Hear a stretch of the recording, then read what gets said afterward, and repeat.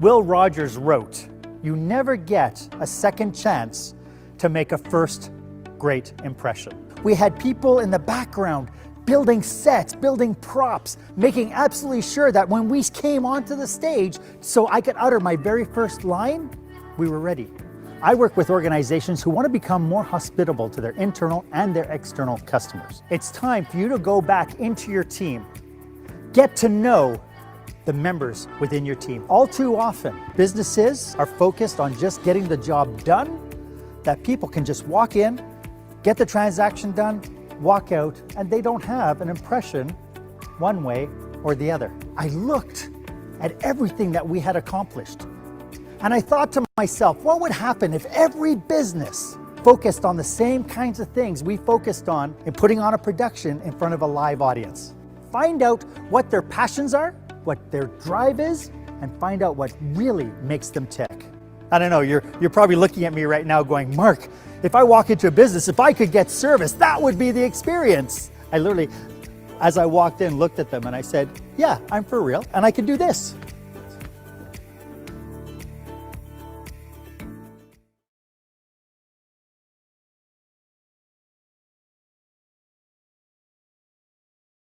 Well, good afternoon, friends. Good afternoon. Hey, Mark, can you hear me, my friend? Yeah, let's get going here, folks. I just need to manage this other video here, make sure we're all good.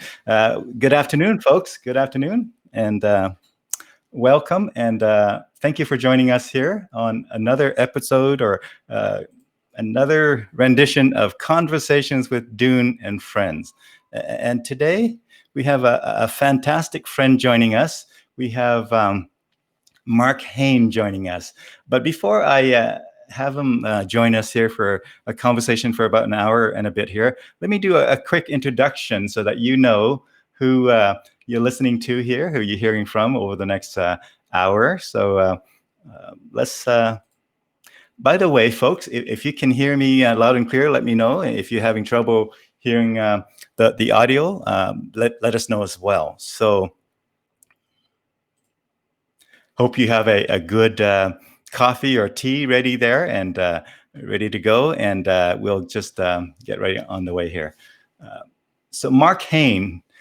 Marc Haine works with organizations who want to design employee and customer experiences so that they can exceed experience expectations. He does this by daring people to lead with love and kindness first. He is a speaker with an accredited challenge dialogue system network and an experienced design facilitator, and he is the author of the forthcoming book, Lights, Camera, Action, Business Operational Excellence Through the Lens of Live Theater.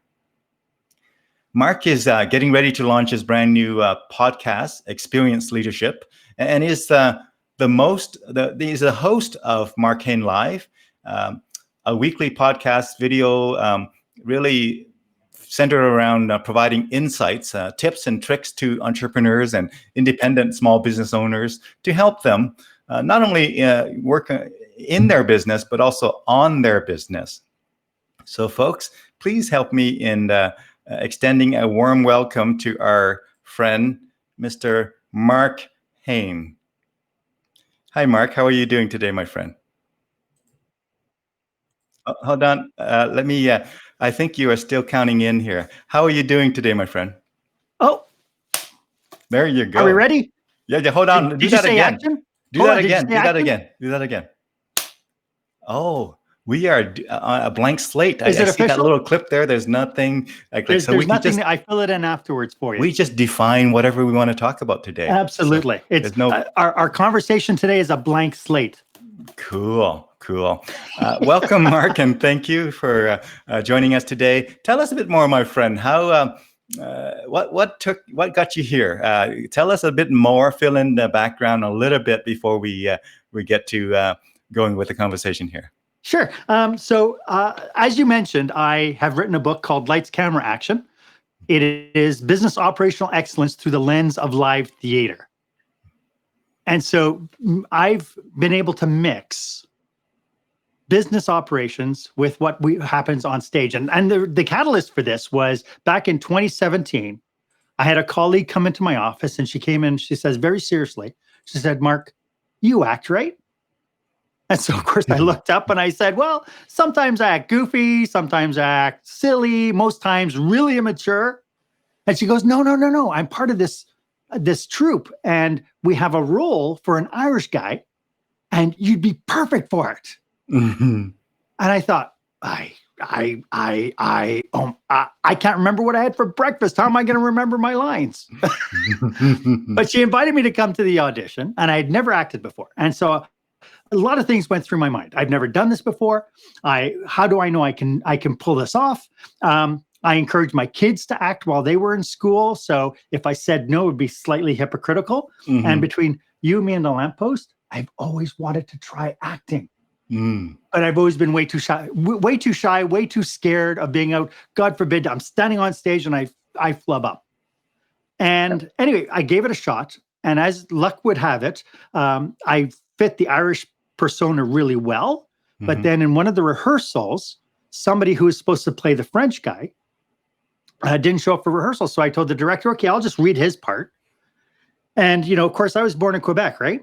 And so I have this English accent that I put on, and I was reading the lines, and the director looked at me and said, oh, you have to play the French guy. And so after about 4.5 weeks of rehearsals trying to get an Irish accent, I all of a sudden switched roles, and I had to cram down the role for the French guy. But, when you're in 3 months of rehearsals and you invest all this time and energy, this was a farce, it was a comedy, and nothing seemed funny anymore after 3.5 months of doing this play. But then we got up on stage, and the minute we said our lines and people laughed, it validated everything we did. I was absolutely blown away. So much so that the next day, so after opening night, the very next day, I came in about an hour and a half early, and I sat on the couch and I looked at everything that we accomplished. So we put on dinner theaters twice a year. And so it means we have to set up the room. We had to set up the stage. We had to build out the stage. We had to put up the set that our set designer built. We had to set up the sound system. We had to set up the lights. We had to coordinate the caterers. We had to make sure that everything was ready for when the audience came in. And I remember sitting on the couch on stage, looking out at this empty room. And I thought to myself, if businesses put this much time, energy, and focus into putting on their productions before they open up their doors, they would be successful each and every day that those doors swing open. Wonderful. Great. And so this was a catalyst. And so this became the catalyst for Lights, Camera, Action, became the framework. And so then I decided I'm going to put this down on paper. And it was a way for me to dump out what was up here for years and years and years. As a 35-year hospitality professional, I've worked in hotels, casinos, restaurants, and talked about putting on an experience. And one of the things that I uncovered in my journey is this idea of experience expectation.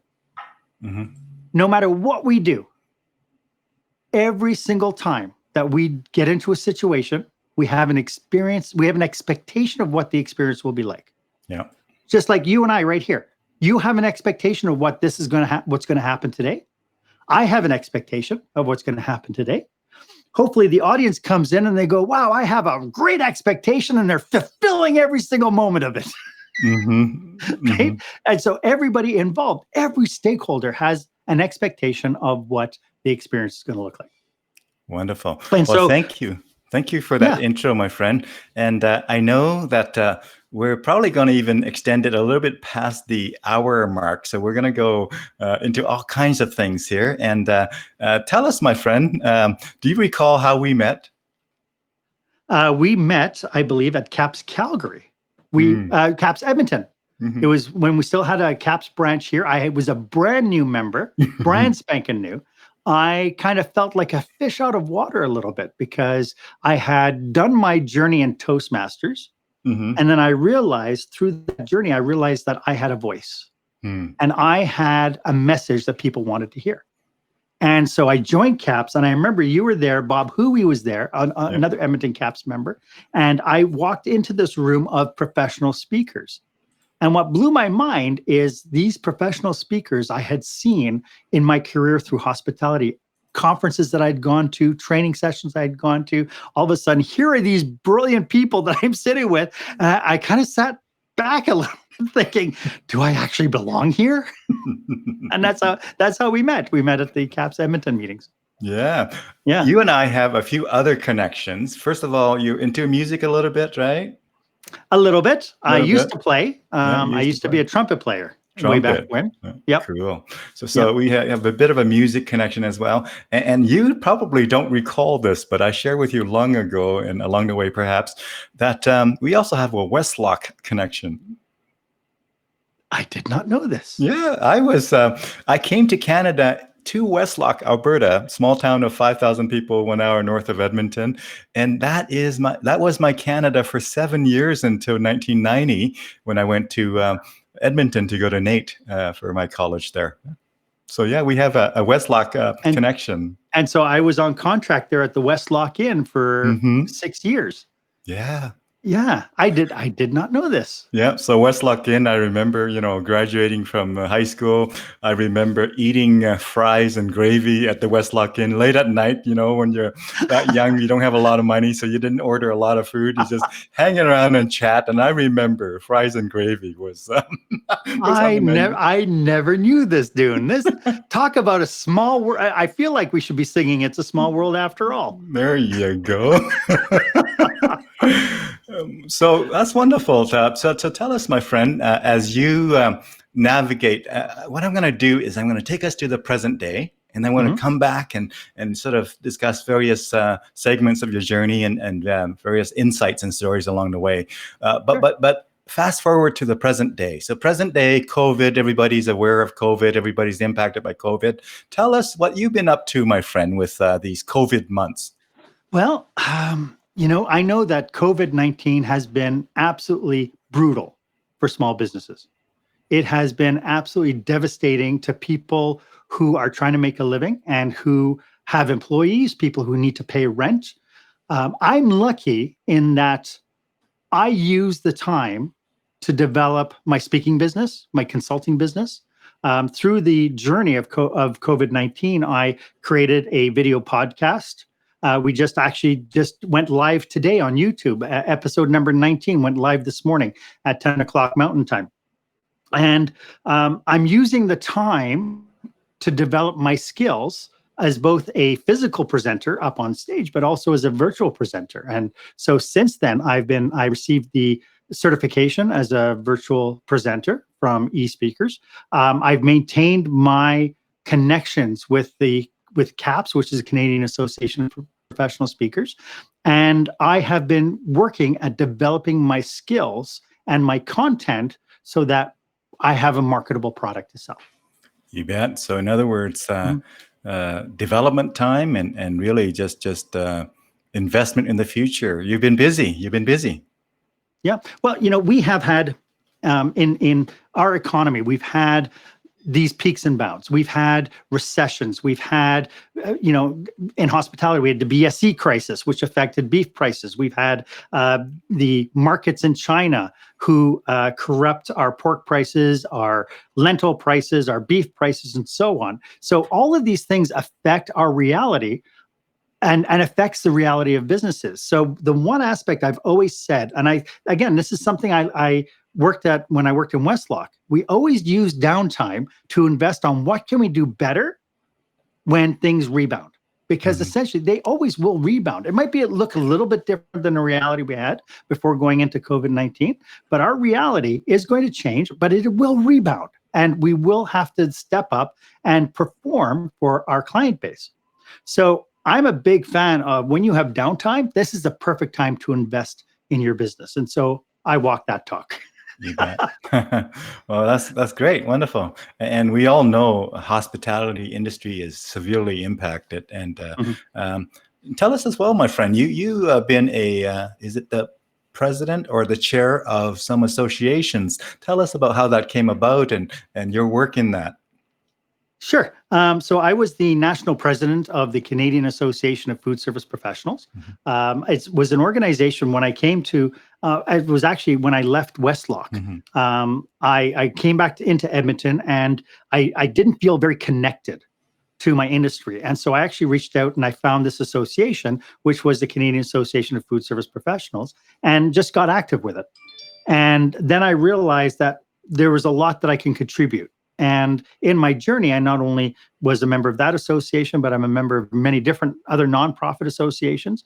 But what I liked about the Canadian Association of Food Service Professionals was our impact on students, on post-secondary students, on helping them develop their level of professionalism and their contacts in the food service industry before they even graduated school. Yeah. And so that was a passion point for me. It's unfortunate that 2019 was the last year for the Canadian Association of Food Service Professionals. We decided after its 112-year, 117-year history that we had to close down the association. We were losing our members. We wanted to make sure that we didn't go bankrupt. So we wanted to take whatever resources we have. And so we donated all our leftover money to all the different post-secondary institutions that we were supporting their student branches with. We put together a 10-year plan to give them ongoing bursaries for schooling. Wonderful. So out of 11 universities that do food services nationwide, every year they give out $1,000 in bursaries to each of the students for the next 10 years. You bet. Yeah. Well, that's wonderful. Thank you for sharing that. And times are changing, as they say, as Bob Dylan might have said a while ago as well. But times are changing, and that has not really changed any time. It's changed here. I find the double chin is coming in. The more time that passes, and we were going for the 007, but we missed the mark on the 7, double something or other.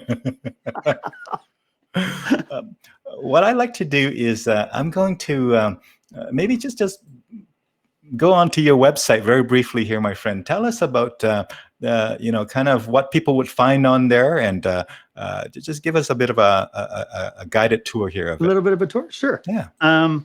So the website. So the website that you're going to be showing is the website that is going to be launched with my book, which I expect it to be the middle of November. Fingers crossed. It's always a challenge when you're dealing with publishers, especially during COVID-19 now. Things are taking a little bit longer than they used to. But now we're heading in the right direction, which is a good thing. So one of the things that I wanted to reflect is I wanted to reflect my true values. As a business person, as a business leader, as a consultant, I wanted to have a reflection of what is my purpose in life. And I ended up working with a brilliant brand strategist at GoGo Tulugo, who helped me develop my new brand and my new presence. And hence you see the lights behind me. This is because of my acting and my business background. This is actually me inviting people backstage. So if you think about it from the context of that metaphor, I want to bring people to what it takes to put on a production and move people forward. And so I thought my website really needed to represent that. And so as you mentioned in my introduction, I work with organizations who want to design employee and customer experiences. I want people to work towards, how do I make sure that I fulfill people's experience expectations, whether they're a brand new person or whether they've been around my brand for many, many years and they're loyal to me. How do I support that? And how do I take the people who have been disengaged and how do I bring them back, re-engage them, and make them a good contributor to your business? So whether that's as an employee or a customer. And so my website is really broken out into different facets. So I serve predominantly, I serve small business operators. I serve franchisees, franchisors. I serve associations, because the experience expectation that I have in businesses is exactly what the exact same framework as working with associations, so that I can help associations do what we couldn't do as an association. And that is to rebuild our membership, rebuild engagement, and then bring the member experience back to associations. Yeah, that's cool. Thank you for sharing that. Let's take a look at it briefly, my friend. Let's Sure. bring it in here. You got your tagline is "Dare to be the exception." So you're looking for Yes. outstanding customer experiences. Well, it's I think even more than that. It's stepping out of the comfort zone of doing what we normally do. And my background, so I was in hospitality. I did get into economic development for municipal government. And one of the things that I noticed when I was in economic development was I noticed that all these small business owners, super, super passionate about what they do, super passionate about why they created their business, super passionate about being able to serve their community. Where they lack their passion is when they felt that I'm in a small community, nobody's coming out, I'm not being supported, and it becomes a lot of finger pointing. And I realized, having worked with these entrepreneurs, that a lot of them are spending so much time working in their business, they're not working on their business. And so my podcast, the video podcast that I created, is centered on that. It's centered on being able to give leaders, junior leaders, emerging leaders, business owners, be able to give them some core skill sets to move them forward. Mm-hmm. Cool. So, of course, on your website, you'll be referencing your YouTube channel and all those kinds of things. People can find resources in terms of, again, expert interviews and things like that. But exciting stuff. Now, when is that book being released again, my friend? So Lights, Camera, Action? I'm with fingers crossed. I'm hoping it's going to be the middle of November. I just got an email from the publisher today. They need some extra information, but I should have a release date probably by the end of this week. But we're looking, hopefully, that we'll be able to start selling the book come the middle of November. Wonderful. And where can folks get your book? Is it on Amazon and everywhere, or is it just on your website? It'll be everywhere. I am in the middle of recording the audio version of the book right now, but it's going to be available on Kindle, softcover, hardcover, on Amazon. It's going to be on Indigo as well. And so people can go to Friesen Press, even they can order it directly from the publisher. And it's I poured my heart and soul into this, and it had to be more than just telling people what they should do. And so there's a lot of stories in there.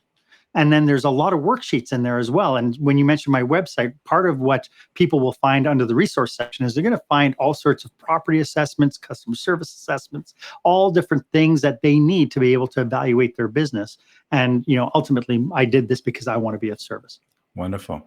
And I see your email address and phone number. You're not hard to get a hold of. So if people need to reach out to you, and of course, links to social media and all that kind of stuff. And so exciting. Congratulations on the journey and the progress and the exciting milestone coming up here with your book release. Thank you. Yeah. And it's funny because I'm existing in different realms. Of course, this idea of being on a path. I went from Toastmasters to become a public speaker. I've been a consultant for a number of years in hospitality, taking that and stretching it forward to this idea of creating more experiences for people. And so the other thing that I've done is I've created, for speakers, I decided that I was tired of watching professional speakers on stage call out for time. And this is all, again, this is in the guise of this idea that we are all delivering on an experience expectation. And so in acting circles, we have 4 walls. You only see 3, but the 4th wall is the wall between yourself and your audience. And it's an imaginary wall. As an actor, I could come up to the wall and I could go, wow, look at that sunset. I've never seen a sunset like that. Right? And yet what I'm doing is looking over the audience. And so this idea of 4th wall is you're staying in character. Well, one of the things I see with speakers is I see the most dynamic speakers. I see incredible people being of service to their audience. And 3/4 of the way through their presentation, they look at their watch or they call it, go, hey, how many minutes do I have left? Do I still have time? And so to me, here you have a presenter on stage. They're servicing their audience. They're behind this 4th wall of being of service to the audience. But the minute that a speaker calls out and says, how much time do I have left? You're breaking down that wall and you're telling your audience, hey, I'm doing a job here and my time is almost over. Almost feels like the coyote and sheepdog on Bugs Bunny, right? That they argue and they fight, then they punch the clock out and they walk off together. And so I got a little tired of that, and I thought there has to be a solution. There has to be something that we can do to it. So one of the things that I did was I created a speaker timer app specifically for speakers. And the speaker timer app is designed to be able to section out parts of a speech. So it allows speakers to be able to practice their speech. They're able to create sections with their stories, so they don't have to practice the whole 60-minute speech. They could practice 3 or 4 minute stories, and they could section it out and time themselves out, and they would never get off topic. And what makes this one so brilliant is that you can have the app running on your cell phone in your pocket, and it'll vibrate for every section. You can have it on your iWatch. And it'll vibrate on your watch. So it would always remind you of where you are in your speech without having to break the fourth wall with the audience, or having to do the lectern limbo where you look across and you're looking at the lectern to see what your timer says. Mm-hmm. Right? So it was something that I created because I kept seeing this. And I myself had challenges with it. All the other timers I had that were out there were timers that were based on, sports and all that sort of stuff. And so if I wanted to practice my speech, I had to literally say, okay, I'm going to practice. I want my speech, this part of my speech to be only 15 minutes. And then I would practice it. Mm-hmm. But then when I brought it all together, if I had to stop or start or whatever, am I practicing? It was really, really complicated. And so my speaker presentation timer app is really centered towards being able to give speakers the ability to engage their audience, to keep on time, and not have to break that fourth wall. Cool. I'm going to just put the text up here so that people can see what we're talking about here. And so that's, let me do that. And so the app can be found on speakerpresentationtimer.com, and it is available for Android and for iPhone, but it's not, I don't have the watch for Android. The watch only works for the iPhone. There you go. And it's your own creation. I created this based Marc on Haine speaker. Yeah. Congratulations, my friend. That's innovative. That's exciting. That's cool. Yeah. Fantastic. So tell us. No shameful plugs here, by the way. Just no shameful We're plugs. among friends here. Just like the title says, Conversations with Dune and Friends. And there you go. And so my friend, as I'm going to zoom back out a little bit and sort of zoom into the customer experience side and wanting to really get some tidbits from you, some insights, some pearls of wisdom, if you will. So when you think about customer experience and how to best pursue it and how to best maximize it, what are some ideas or maybe stumbling blocks that people tend to bump into and how to get around that? Any sort of just anecdotal stuff to share? Sure. Yeah. So first and foremost, it's about being of service to your customer. Mm-hmm. I find too many operators have assumptions about what they think their audience needs or what their customers need, and they build processes and procedures to make that work. Mm-hmm. And so if you've ever watched an episode of Hell's Kitchen or Bar Rescue, typically when I've gone into operations, it's kind of sort of like that.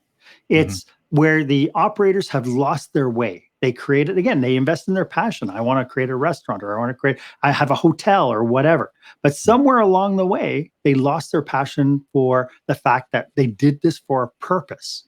Mm-hmm. And so it's understanding. And so it takes a lot of empathy to be able to say, what exactly can I do to enhance the experience expectation of my guest? Yeah. And the minute you start looking from that perspective, you start thinking the end result is a little bit different.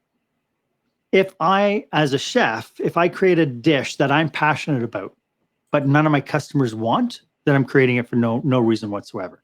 Mm-hmm. It becomes an ego trip. Mm-hmm. And a lot of times I've seen that people get tainted with their customers.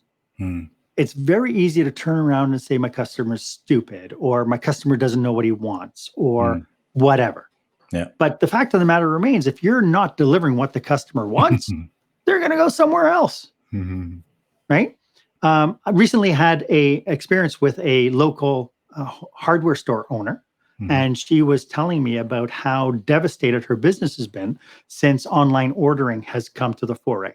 Now she's getting online orders pumped in through her head office, and her competition is Amazon. It's all sorts of like Kijiji, where people can buy used equipment and used stuff. And so she's saying that her sales, her in-person sales, have dropped over the last couple of years. And so I sat down with her and we started talking about what exactly, when customers come in, what exactly do they need from her? Do they just need to browse and make the best decision like they do on Amazon? Do they need to do research? Do they need to get a subject matter expert opinion on what they're trying to do, the project that they're trying to do? In which case, they can't go to Amazon for that. They can go to YouTube, they can research and that sort of thing. But at the end of the day, she has the ability to do something Amazon can't do. And that is to create the customer experience through people and through people connection, which is something Amazon can't do. And so it took time to kind of reframe that mindset to understand, what is it when customers come to see me, what exactly do they need from me? Right? Again, it's about being clear about your differentiating factors, and like, what's your differentiator? Like, what makes you different? What makes you the one that they would go to? And the clearer we are about that, the more we can tailor the experience and tailor our own work, right? And part of it is we have to sometimes delve into what is the work that I'm doing that keeps me on purpose, right? Again, all too often, like I don't know. And again, I'm a big fan of kind of understanding the mindset of employees, for instance. Like, I don't think for a second that an employee ever wakes up in the morning and says, today I'm going to go to work and I'm just going to slack off. I think that if the bosses or the managers or the owners think that people are slacking off, he's using that as a finger pointing technique to absolve himself of any kind of responsibility. And like our customer experience, I think as owner operators, we need to create an experience for our employees as well. And a lot of employees, in fact, I posted a blog about that, and somebody right away wrote up and says, just the fact that they have a job, that's the experience. That should be good enough. And you know what? When somebody's unemployed, yes, getting hired is the best experience of all. I finally got another job. But after a little while, after the honeymoon wears off, this person is going to want something. And I truly believe, I was talking to one young man yesterday, and I truly believe that nobody wants to be doing the exact same thing next year as they're doing right today. I think everybody wants to evolve. Everybody wants to learn something new. Everybody wants to progress in some aspect. Absolutely. Growth is one of the, we either grow or we shrink, right? Just like nature, just like plants. And so things are fluid. Now, I want to maybe go to your YouTube channel, my friend, and peruse it quickly and maybe tell us about a little bit about it, but also maybe tell us which clip you'd like us to play a little bit of as well. So I'm going to just bring it in here. And so this YouTube channel, there's a lot of recent episodes and interviews as well. And so I'm going to just bring it in here and tell us a bit more about this. Yeah. So if you go to my YouTube channel, Marc Haine, I have 19 episodes of Marc Haine Live, which I launched at the end of March. The COVID-19 had just started hitting up, and it was actually born out of necessity because I had been talking to people who had small businesses. They were just closing down. They were, unfortunately, there were a lot of people who were whining the woe was me story and not doing anything about it. And so my very first episode, I talked about how business owners need to be looking at their business today and need to be investing in their business. It's a perfect opportunity to be looking into their business. And So I decided to jump on the bandwagon and create this podcast. Well, one thing led to another, and I have now 19 episodes. Some of them are really great interviews with subject matter experts, and some of it I bring some content forward to talk a little bit about what I can help small business owners with. And so, one of the topics that I put out, I talked about what to do as a small business owner if your business gets slammed with bad reviews on social media. Right. And I use the experience of a couple of business operations that I know that they got super defensive and they started fighting back on Facebook on about their business. And it just made them look worse. It made them look terrible. They started calling their customers names and they were all defensive. Their feelings were hurt. And it was absolutely plain to see that these people were suffering. But every time they opened their mouth or opened up the words on the keyboard, the rest of the world heard their voice, and it wasn't very nice. And because of that, they lost their business. So I put some steps in there on how we can properly respond to keyboard warriors, keyboard bad reviews. I also have another one where I talk about dealing with teenagers in our workplaces. And a lot of businesses, Westlock Inn, where we first met, was a perfect example of that. We hired, 15, 16, 17-year-olds. Well, what can we do to help manage them? Because when I talk to owner operators, they start going, oh, this new generation, they have no work ethic. This new generation, they won't show up for work. This new generation always wants to change their availability. And it's like, it has nothing to do with the generation as much as it has to do with the needs of that particular customer, which are those new employees. So being able to take a look and see, when we bring new employees in, what do we need to do to give them the experience to make them successful so that they can help make us successful? And so one of the recommendations I made, and some people think I'm on crack, but one of the recommendations I made is when you interview teenagers and you decide you want to hire one, why don't have a conversation with their parents? Why not have a conversation with their parents to say, I'd like to hire Johnny. I think he'd be a great fit for my business. Do you have any concerns with him working in my business? What a unique question. What a unique approach, because now not only do you reaffirm that to Johnny's parents that you're a good operator and that you care, but you're asking their opinion. And then it allows you to open the door and talk to them about what are their concerns about Johnny working a part-time job. You can get into some contracts with them to say, if Johnny's grades drop, will you please tell me and we'll roll back the hours? If Johnny needs some extra time off, could you please make sure that he tells me, right? And one thing that people fail to realize is teenage workers are not like the typical employees, right? Because a typical employee, you hire a full-time employee, this is their mainstay. This is their livelihood. This is how they're going to pay their rent, support their kids. This is how they're going to maintain their lifestyle. When you're hiring teenagers, they're wanting the experience, they're wanting to make some money, they're looking for some little bit of independence, but they also have a lot of different crises in their lives that happen almost on a weekly basis. Right? So I take the stance of how can we better serve our teenage employees so we can enhance the level of contribution that they make to our business. And so that's another topic. And then, on there, again, subject matter experts. How do you pivot to business? How do you reinvent your business? How do you look at strategies to be able to take the existing circumstance and ride the wave? Right? So, and so this is my purpose is to be of service to small businesses with my podcast, to create these topics that I think are of interest to people who are trying to figure it all out throughout this crisis. Hey, Mark, I see a video that I would like to play if you're game with it. There's a video called Need a Virtual Presenter / Trainer. Is that an okay one to play? That's it's when that was the demo video I did when I got certified as a virtual presenter. So I'm just going to bring it in here, my friend. So give me a second to kind of prep it here. And can you tell I'm a little bit animated? Stage, I not only bring... Okay, let me know if you can hear it when I click play here, my friend.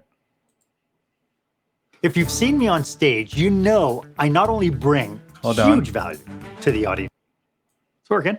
The sound was not coming through on my end anyway, so let me just fix that. Yeah. Okay. If you've seen me on stage, you know I not only bring huge value to the audiences, but I also bring an abundance of energy. I believe to get people to learn, we need to engage and we need to be engaging. But this COVID-19 situation has got us into a real tizzy. People are getting chronic cases of Zoomitis. They're so bored sitting at their desk watching the same talking heads talking about the same thing. And people need more. They need engagement. And I hate to say it, they also need some semblance of production value, which means we can use the same basic functionality of our platforms like the polls, the breakout rooms, and the chat boxes. But if we really want to stimulate learning and retention, we need to do more. As a master instructor, author, facilitator, speaker, I can deliver the content your team needs to hear in a way that they will learn it, they'll retain it, and they will use it to make your business better. Why don't you reach out? I'd love to discuss your needs, your dreams, and your aspirations with you. My name is Marc Haine. Stay safe, stay healthy, and dare to be the exception. Cool. Congratulations on that, my friend. Thank you. It's a lot of fun to do it, and realizing that every time, we're in a brand new environment where people now are getting this sense of Zoomitis all the time, and we have to start thinking a little differently about how we put our productions together. Yeah. So tell us, my friend, as we move on from is there another video that you like me to play on your YouTube, or you want to keep on chatting? Let's just keep on chatting. All right, yeah, cool. Anybody can go to YouTube and check me out. I have a lot of different videos there to talk about certain components of what I speak on. This idea of being of service to other people, having empathy and leadership, it's all there. There's all sorts of content there. And of course, I'm always open to have that conversation. Every podcast I end with an offer to anybody if they'd like to have a 30-minute brainstorming session with me and their team. That's the only provision is I insist that owners can't do it alone. And so I insist that we would brainstorm with the owners, their managers, and their team on different ways to be able to figure out their problem and be able to find solutions.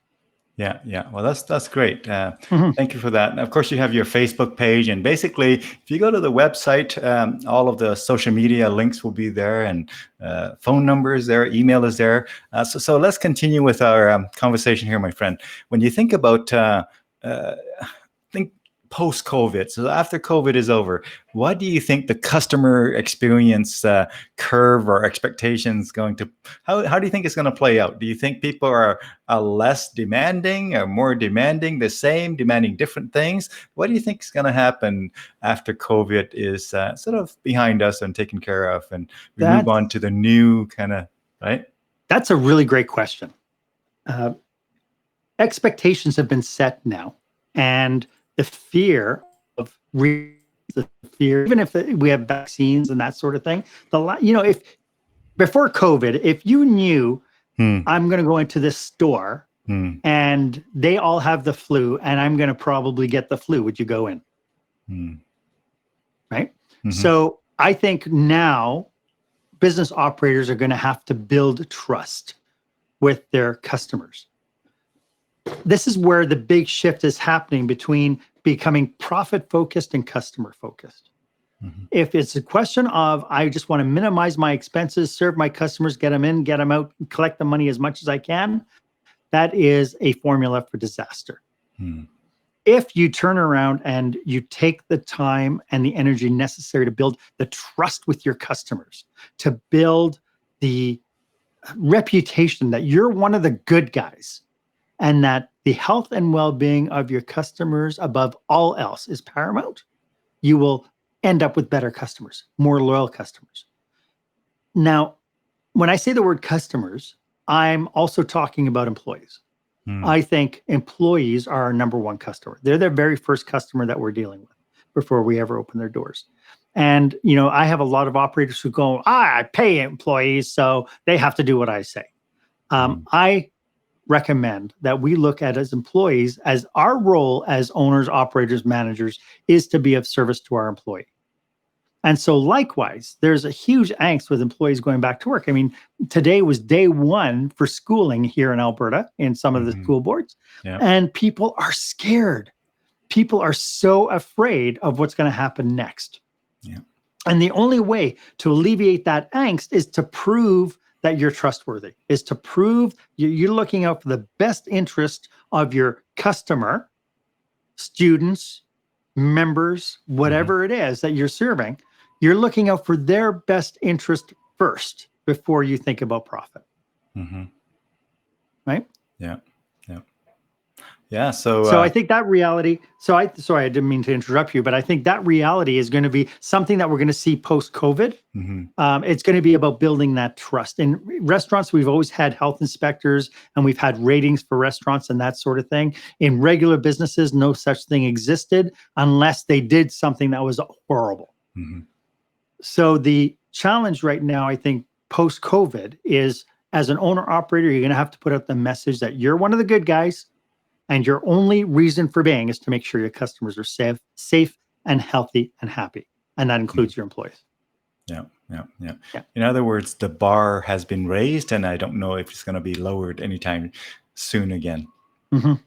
Yeah, well, I think this is new awareness. Yeah, and that's what it is. It's a new awareness. It's not like it hasn't been there before. I mean, how many times has somebody worked in an office where somebody came in sick? Because they, a lot of corporate policies say, oh, you can only have 2 sick days a year. Right? You can have your vacation 2 sick days a year, and if you took an extra sick day, oh, well, we're going to deduct that from your vacation time, or we're not going to pay you. And how validating is that for an employee who all of a sudden got sick with something?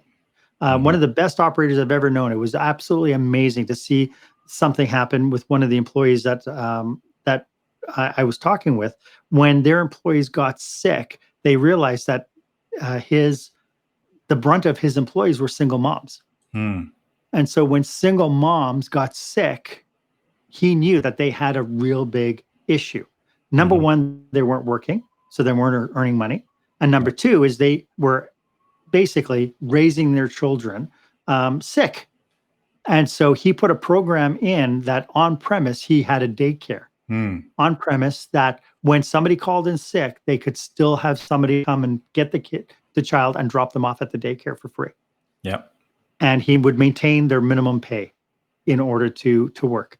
Now he's hospitality. So the server, she was a server, would lose out on tips, but knowing full well that you could still maintain, if you were scheduled for a 6-hour day, you would still make your minimum wage for the 6 hours, even though you were absent. And the loyalty on his team was beyond what you would see anywhere else. Just because everybody knew on his team, everybody knew that he was looking out for them first. Yeah. Well, thank you for sharing that wonderful example. And, in the grand scheme of things, those, what I'm going to call incidental costs, don't add up to, as much as people might think. And probably more importantly, that the money that you lose by not doing those things have to be accounted for as well, right? What do you lose when employees are not engaged? What do you lose when employees do not care? What do you lose when they feel they're not being taken care of and whatever? So you got to look at both sides of the equation, not just the outgoing money, I guess. Yeah. Simon Sinek wrote a book called The Infinite Game, which highlights this conversation very, very well, because the ones who are always thinking about their profit first are the ones that end up short-lived. They're the ones, and he's got multiple examples of CEOs who come into really well-run organizations, but then their first line of thinking is, okay, how do I maximize shareholder value? And because of that, they end up suffering through customer value. They suffer through employee retention. I mean, when you think about what it costs to hire empty positions or to lose a position, when you lose the knowledge worker, when you lose the heart and soul and mind of an employee and then have to replace it with somebody brand new, that costs. And it's ridiculous how much it costs in lost productivity and lost customer service and lost volume. It costs each and every time. Yeah. And so being able to turn around and say, okay, well, our minimum wage is $15 an hour. We're going to pay anybody who's sick, we'll pay them their shift. We can't compensate for tips because they didn't make them, but we will keep them on payroll and we'll make sure that they're well taken care of. One restaurant here in Edmonton, they were thinking about laying off their staff with COVID-19. They realized how much the food delivery services like DoorDash and Uber Eats were costing them. And when they went, that was their only model, it was delivery service only. And when they got a hit for 30% of their revenue was going towards the delivery service, he called back all his staff with the agreement that they would be his delivery drivers. And people could call the restaurant directly. And he ended up making more money because it didn't cost 30% sales to do the delivery. It cost him his labor cost. And so what he had on hand was he had people who were engaged to make sure that they wanted to work. They were engaged because they could be sitting at home not working. They were able to do different things in their job than their current job description allowed. And they were able to contribute to the success of their organization. And so who doesn't want to know that they matter? Yeah, that's great. Well, thank you for sharing that. So maybe we're going to venture on to in terms of speaking and training and whatnot and coaching. What is your ideal mix, my friend, when you think about when COVID is settled down a little bit and we can see a new reality that's somewhat stabilized and somewhat predictable. When we get to that point, if you could have your ideal mix of serving your clients, what might that look like? That's a really interesting question because I don't think I've got that figured out. It's not like I prefer one thing over another. What I do is I work with the client to figure out what their needs are. And then we put a solution together that would adhere to that needs. It's no use me going into, I don't know, a franchise restaurant to say, hey, I can do a keynote to your staff. If at the end, the staff members walk out and go, hey, that was a nice presentation, thanks. But then they have nothing to apply. So at the end of it, I want whatever money people pay to invest in their staff training to mean something. So this is where doing design thinking workshops of various things. It could be design thinking for service delivery. It could be design thinking for operational issues. It could be design thinking for employee engagement or even customer engagement. Whatever that looks like, it's going to be sitting down I sit down with my clients to figure out what is their problem and what do they need in order to be able to move forward effectively so that they could become successful over the long term.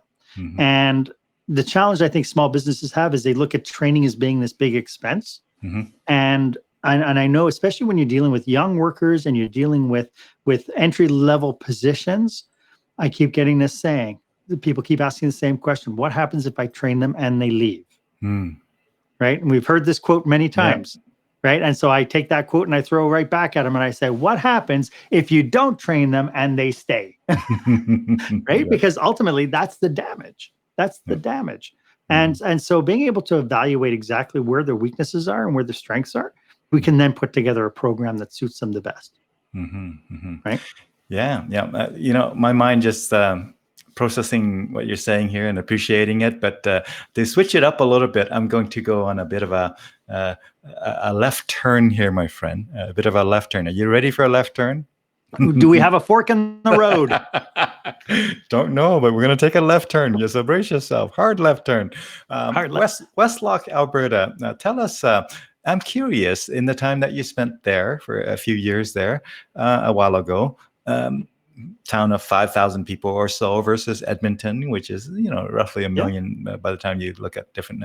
So what are 2 or 3 sort of key things that you noted about a small town like Westlock versus a big city like Edmonton, relatively speaking, bigger? Do you have 2 or 3 anecdotal things to share that kind of tell us, just to switch it up a little bit? What a experience of a small town. Well, it's funny that you mentioned Westlock because I not only worked in Westlock, I also worked in Drayton Valley. Okay. Yeah. And I live in Devon. And my population of Devon is 5,500 people or something. Okay, smaller than Sherwood so- Park, in fact. there Yeah, you Strathcona go. County is about 100,000, I think. Yeah. So we're pretty small. So we're a pretty small town. But here's the thing about being a business owner in small towns is you are part of the community. Mhm. And I would say that you know, in Edmonton or in Toronto or in Calgary or in Vancouver, if you have a business, you have your niche market that you serve and you're part of that community. For instance, I know a beautiful little coffee house in just off White Mud. It's just on Gateway Boulevard. It's called Clary Tea. Hmm. And so it's a very spiritual experience going there for a cup of tea. There's all sorts of things you could do. She's brilliant and she's passionate about what she's doing, but she has a very niche client base. Hmm. So she is part of her immediate community where she is. Mhm. But when you're in a small community like Westlock or Drayton Valley, these small towns, you are actually part of the community that you're serving. Hmm. Your employees are coming from that community. Yeah. Your customers are coming from that community, and visitors into that community are coming in. And when I was working for economic development for the town of Devon, I would talk to a gas station owner. I was talking with them and talking about tourism trade. And he looked at me and goes, I'm a gas station retailer. I'm not in tourism. And I thought, how funny that somebody should think that the people coming into the town would not go to a local business to get tourism information. And even in Westlock, one of the things that drove me absolutely crazy when somebody came into Westlock, because they're all employees, because they're all residents of Westlock, people would come into the front desk and go, "Hey, it's Westlock. So what's there to do here?" And here's this young lady who's spent she grew up here for the last 20 years. And she looks at the guy and goes, "This is Westlock. There's nothing to do here." Right. And so one of the very first things I had to start thinking about this idea of treating every business like a tourism business and being able to educate the people in the hotel what there is to do. We published them, we let people know, and we became the center of information in Westlock for tourism information. Yeah. Did likewise in Drayton Valley. When we opened up, in Drayton Valley, I was working for the small hotel. They had a nightclub there that could fit about 300 people. And the only time they were busy was on Friday and Saturday nights. They would get absolutely slammed with all these 20-somethings who would get overserved. They'd pile out into the street at 3 o'clock in the morning. The RCMP had 3 cruisers sitting on the corner waiting for people to clear out so that they could make sure they don't vandalize everything. It was horrible. It was a horrible situation. And so we had shut down the nightclub and we turned it into a pub brand. And so one of the things that we looked at was, how do we take a small town experience and make it a big town experience? Because we knew at the time, unfortunately, Drayton Valley doesn't have the same demographic now, because with the all the oil workers have subsided, all the oil work has subsided. But at the time, we had 20,000 people working from outside Drayton Valley coming into Drayton Valley.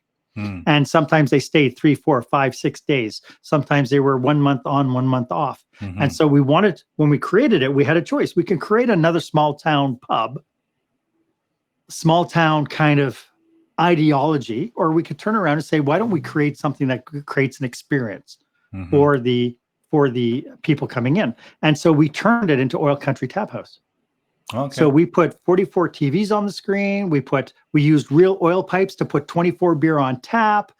We had 320 seats, and we turned it into a big brand pub that looked amazing. And because of that, we then changed the culture of the customers that came in. We no longer had all these people pouring out at 3 a.m. on Fridays and Saturday nights, and we had ended up with lunch crowds, supper crowds throughout the course of the week. So it was a much better business model for them. Yeah, balanced it out a bit. But when it comes down to small towns, businesses have to realize my community has to come first. Right? Yeah. And you could turn around and I don't care, one of the conversations I had with a hotelier, he says, well, all my customers come from outside town. And I said, so who's recommending your hotel to them? When people have to do a wedding, where are they going in town? If they're doing a celebration of life, where are they going in town? And if you're not the first one they pick, then you have something wrong. Right? Yeah. Cool. Well, thank you for sharing that. And again, going back to, tell us, my friend, what was your first career? Has it always been hospitality, or go back a bit further? Well, I went to John Abbott College in Quebec, Mhm. and I studied police technology. Mm, I grew up as a kid wanting to be a cop, mm, and we moved from close to downtown Montreal to the suburbs so that mhm, I'd be closer to the college, so I could study the vocation of my dreams. And I graduated in 1980, so I've just dated myself. I was 12 when I graduated, just so you know. mhm, But I graduated in 1980, and at the time, I made applications, and I decided, you know what, I didn't want to play in the Quebec police forces. I mhm, wanted to go to the RCMP, and I thought, with all this studying that I've done, and I've studied police technology, they're going to hire me like that mm, because I got all the kids coming out of high school wanting to join RCMP. I have college, mhm, and the year that I applied to the RCMP, there were 50,000 applications mhm. for 5,000 jobs. Oh, wow. And so all through college, I'd been working in restaurants. And so I just thought, okay, I'll just keep on working until I get hired. Mhm. And so that was my first foray. I was a dishwasher, I was a cook, and I just stayed. And it was just one of those things. It just, the opportunities never popped up. I went for some interviews.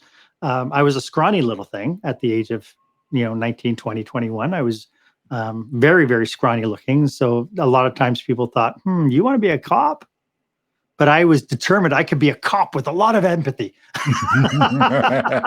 But anyway, so I stayed in restaurants, and I had a real passion for providing service to people, Mhm, and it's just something that when I moved to Alberta, I had sold off my restaurant. I was in partnership with a gentleman who was my mentor, mhm. and came out to Alberta, and then I started working at the Palace Casino in West Edmonton Mall, and we did a major change there.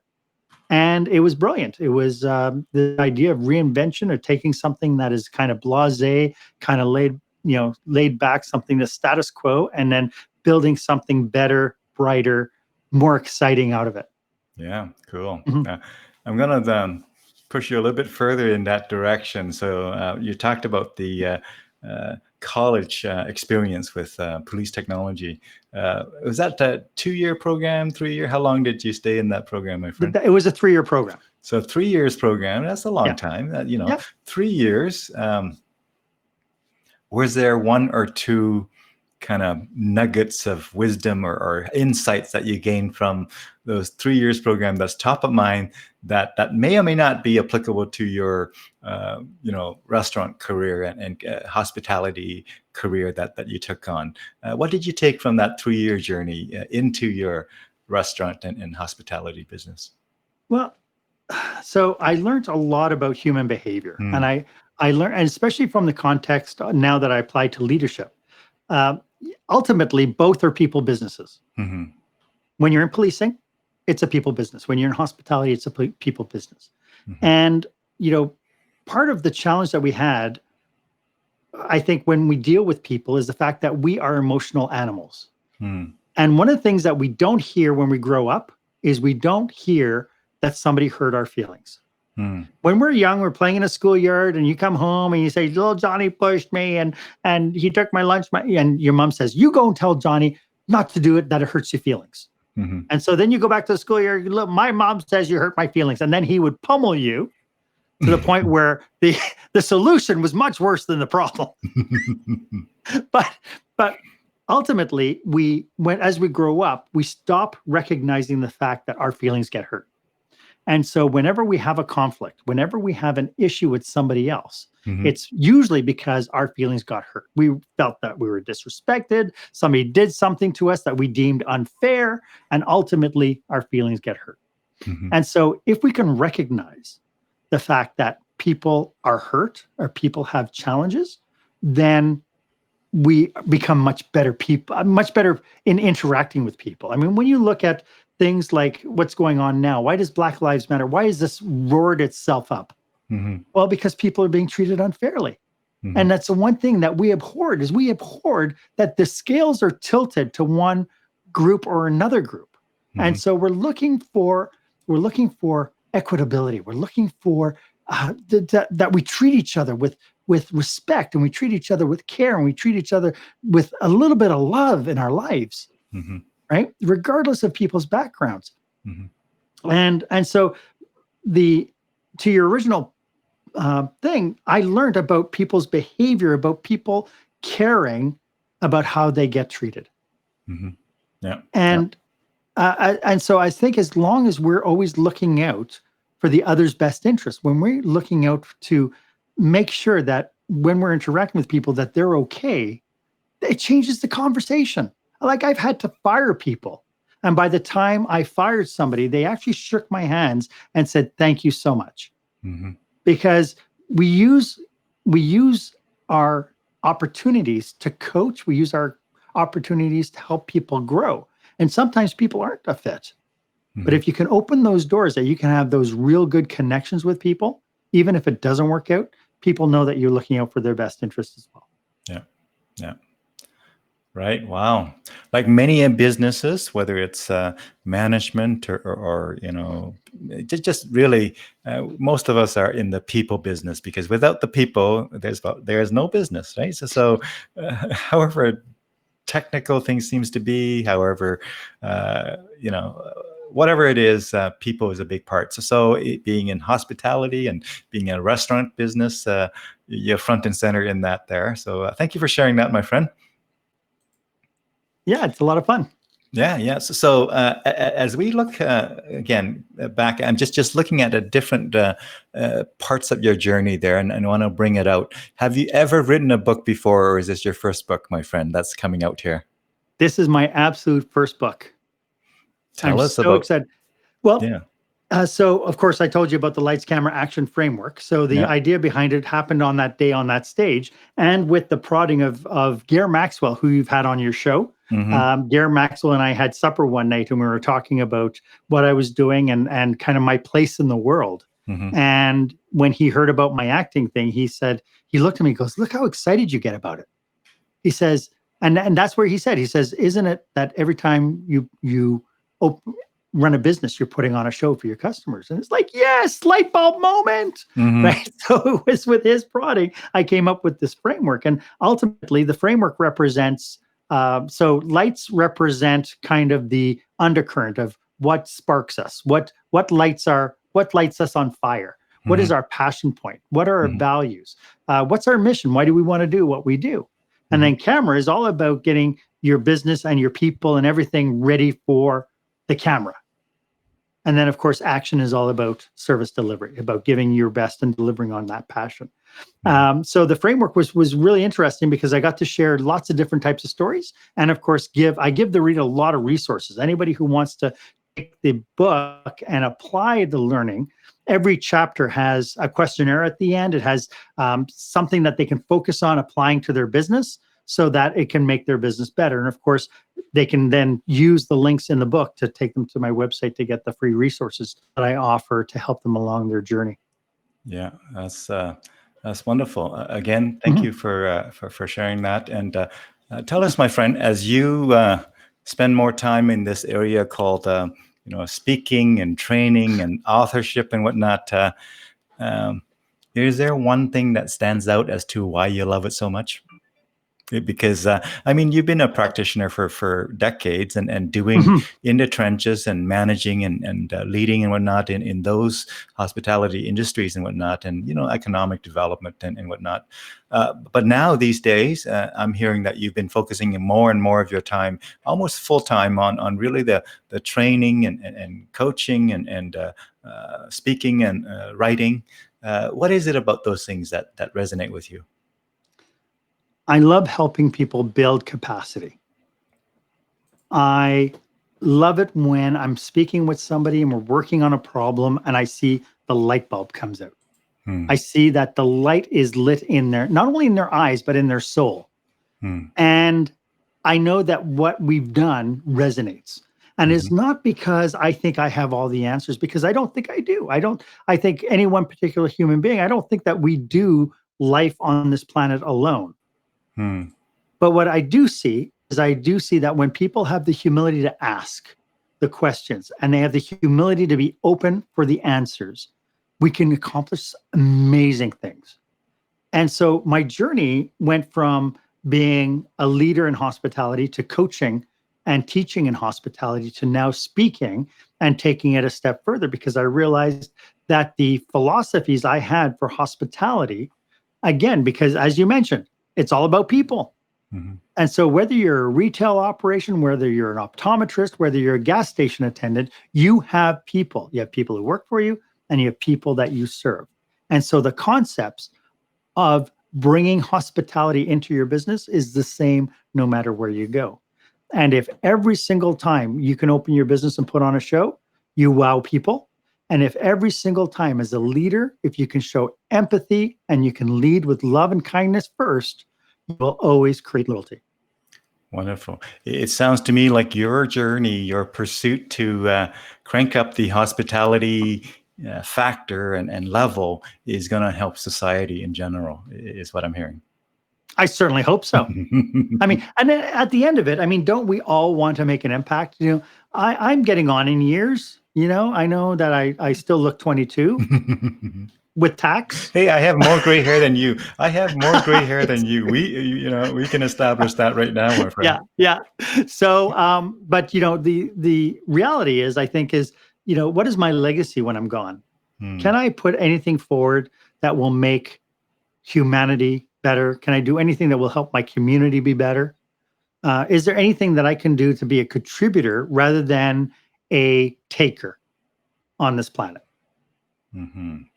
On that note, my friend, I love to invite you to take us out, to tell us some stories, to tell us some insights, or you know, basically take us out in any which way. This is the I don't know. It's even later on in the third act. So I'm about to hand you the. We're about to go. Was it light, camera, and action? And you will take us out on the last part of the third act, my friend. Well, thank you very much. First of all, Dune, thank you so much for this opportunity to get together with you and share my stories and share my experiences. I really appreciate it. I really appreciate, you know, being able to talk about what we do.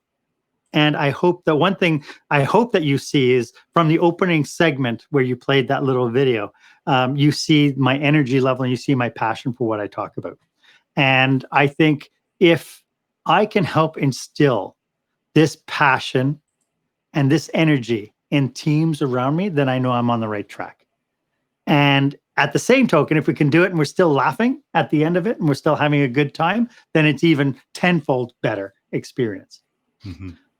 As I go through this, like, I don't see that I will ever retire as I move forward. I feel like I am in the next phase of my life because I take all this experience now and I move it forward, and I'm able to then bring great value to people through my podcast, through my video podcast, the subsequent blogs that are coming out. I'm in the middle of writing my next book, which is going to be all centered around this idea of empathy and emotional intelligence being part of a greater whole. So I'm excited about that, putting those down. And I welcome everybody just to follow me, follow my journey, follow my stories, share your journeys with me. One of the things I say all the time is, you know, I think that the more we talk to each other, the more we share and we open our hearts, the more we learn from each other, the more we can see perspective from different people, from their eyes, and it just makes us better each and every time. Wonderful. Well, folks, viewers out there, you have been listening to Marc Haine, and Marc, again, have many different things out there that you should check out, whether it's his website or YouTube channel or Facebook page and whatever. Just check him out and really listen to some of the conversations that Marc has been facilitating among different groups, including various industry experts and whatnot. So now, again, one of the shows that you named it Marc Haine Live, and another one, the one that you started today is called what? So it's the video podcast is called Marc Haine Live. Mm-hmm. The podcast itself, the audio version of what I'm producing through video, is going to be called Experienced Leadership. Mm-hmm. So it's going to be basically the same content, a little bit shrunk down for the audio people who want to consume the information through audio. Mm-hmm. And then, of course, I'm going to have my blog on my brand new website pop up, which is going to have a write up, basically an article for every episode that I do. And Wonderful. so again, my big challenge to people is I want them to stay safe, stay healthy, and I want them to dare to be the exception. Dare to be the exception. And on that note, in fact, you have it on your website there, front and center. I just wanted to bring it in and just show it here. There you go. Dare to be the exception. Yes.